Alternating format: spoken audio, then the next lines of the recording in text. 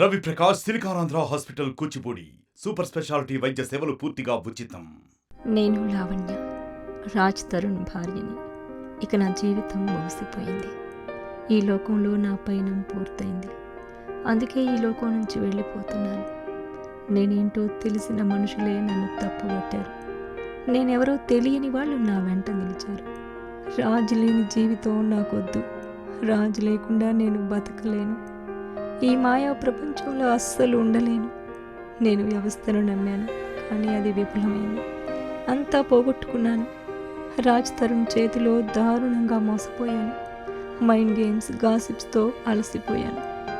నేను ఈ గేమ్లో గెలవకపోవచ్చు, కానీ దేవుడున్నాడు. నాకింత అన్యాయం చేసిన వారిని ఆయనే చూసుకుంటాడు. మస్తాన్ కేసులో నేను కీలుబొమ్మనయ్యాను. ప్రతిదీ ఒక పథకం ప్రకారం జరిగింది.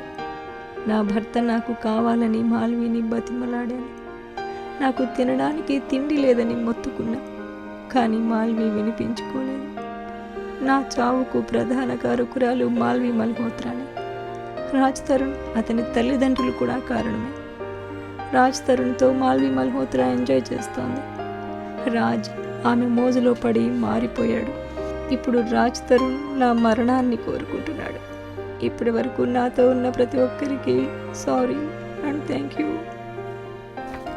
మరిన్ని వీడియోస్ కోసం ఛానల్ ని సబ్స్క్రైబ్ చేయండి. లేటెస్ట్ అప్డేట్స్ కోసం వాట్సాప్ ఛానల్ ని ఫాలో చేయండి. అండ్ లింక్ డిస్క్రిప్షన్ లో ఉంది.